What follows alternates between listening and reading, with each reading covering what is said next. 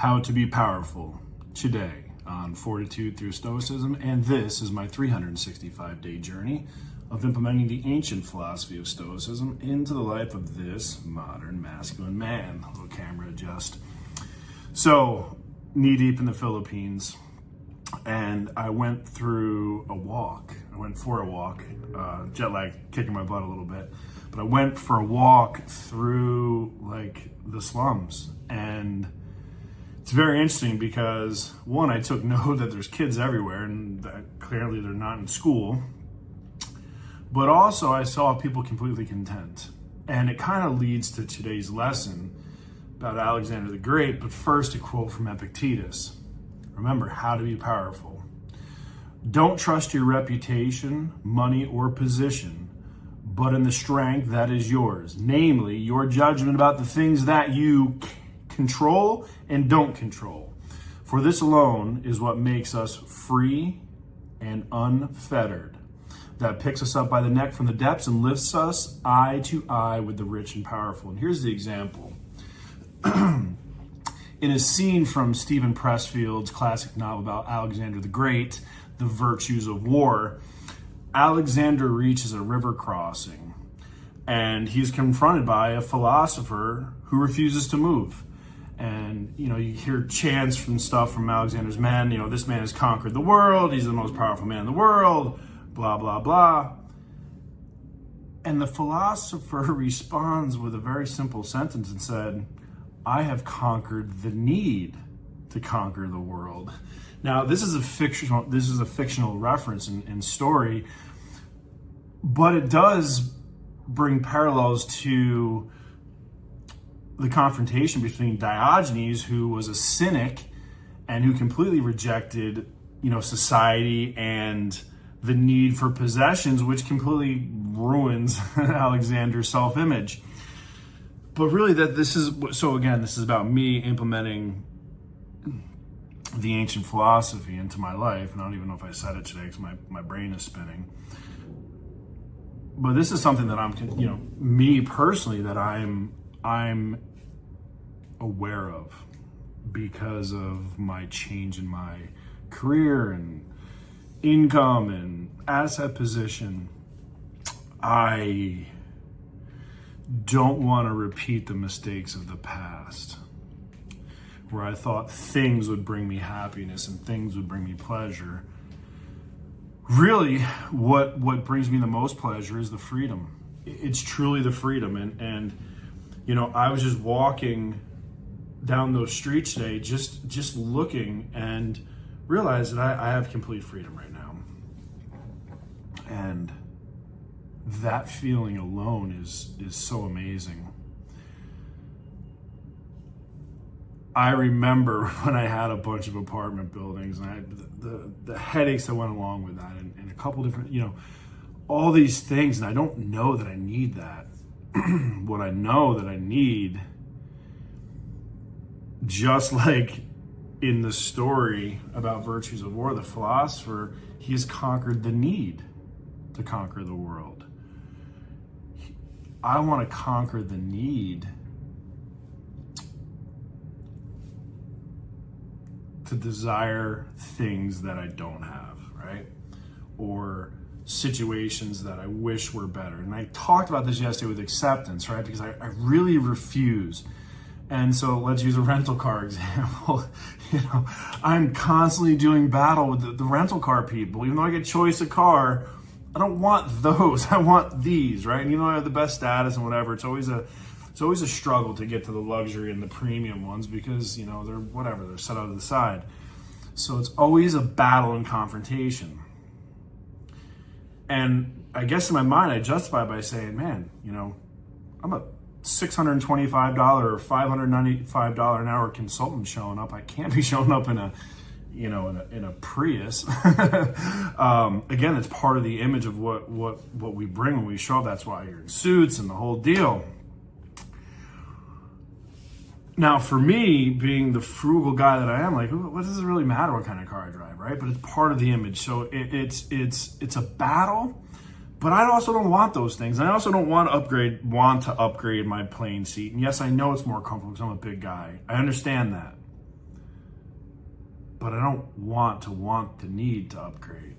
And that's still that's still the challenge, right?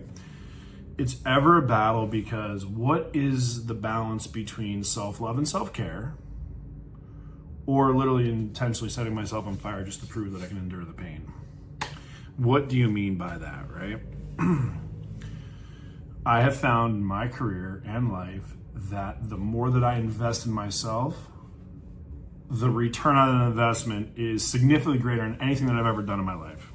Any other investment, doesn't matter. The investment into myself has always generated more ROI than anything else. So, is this a logical decision, or is this an emotional decision based on comfort? And that's the struggle, right? So what I'm trying to do with everything is I justify everything by metrics. So, yes, having that upgraded Sky Club membership instead of sitting in Gen Pop, as I call it. Well, in Gen Pop, you're always struggling to find a place where you can set up and actually do work. It's always loud as shit. But when I go up into the Delta Sky Club, I'm able to connect with my analyst better. I'm actually able to get some work done, truthfully. In addition, instead of buying a meal out there, which ends up being $75, I have a beautiful buffet in the Sky Club that I can pick my choice proteins and fats, and I can hand select my macros using discipline, staying away from the goddamn cookies. But that does give me a strategic advantage, but it also gives me a level of comfort. So there's the balance. And that's the one thing about Stoicism that I do find value in, is the justice scale, right? Looking at everything through a critical thought process, critical thinking and logic, and trying to remove the emotion out of it. So if I can't justify it, then it's an emotional decision, right? And I know I'm going completely off topic today. I guess I am. This is what happens when I think I'm supposed to be sleeping right now. My whoop is all confused. The days are mixed. It's been definitely interesting adjusting to the different, because it's a 12-hour difference, literally. It's complete different. So I'm supposed to be sleeping, but now I'm awake. It's all confusing. So my brain's not really with it.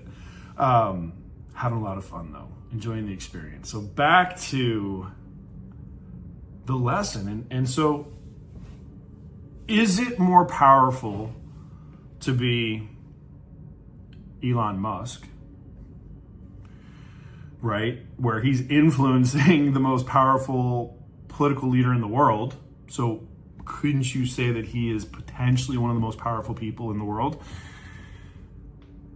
But oh my God, he still has all these driving ambitions to, colonize Mars and all, cut $2 trillion from the federal government through Doge. Those are very ambitious goals, Alexander. I mean, Elon Musk. So is it more powerful to be that man or to be that philosopher who has conquered the need to do that? This is the philosophical debate. This is the challenge, right? And so whatever scale you're on, maybe you're not Elon Musk, maybe you're a big fish in a little pond, or maybe you're just trying to navigate the waters of your life. It's a question. How to be powerful. Is it about your reputation? Is it about your money? Is it about your strength? Or is it in your guiding wisdom to make the choice between what you can and can't control? That's where I'm going back to acceptance, right? Because it's accepting the things that we can't control. So that's the debate, right? That's the debate for me in Stoicism is, what is the list of things that we really can't control? Because they say we can't control external events, but don't we? Isn't that what influence is? That's what leadership is. Think about that. That's exactly, so John C. Maxwell, best-selling author in the leadership, bucket, if you will. Before him, they talk about management. Now, because of him, they talk about leadership. He says leadership is influence, nothing less, nothing more. I forget what law that is. There's 21 irrefutable laws of leadership. I appreciate it's a law. But if leadership is influence, and influence is getting external people to change their opinions and to move them in a direction, that list of things that are outside of our control is now rapidly decreasing. So the question then lies, and this is where I'm at in my Stoic journey. I can understand the concept of accepting the things that we can't control. But what is that specifically? Because Stoicism tells us everything outside of our mind, but I don't know that that's necessarily true. Prove it to me that it's prove it to me, right? Because I've influenced situations that were outside my control, right? I mean, I've had the ability to change external events by my actions. So then again, where is the acceptance in what we can't accept or what we can't change or can't control? That's the acceptance. But then again, that's the debate. The journey continues. And on that, I'm going to go try and get some sleep or wander around or I don't know what.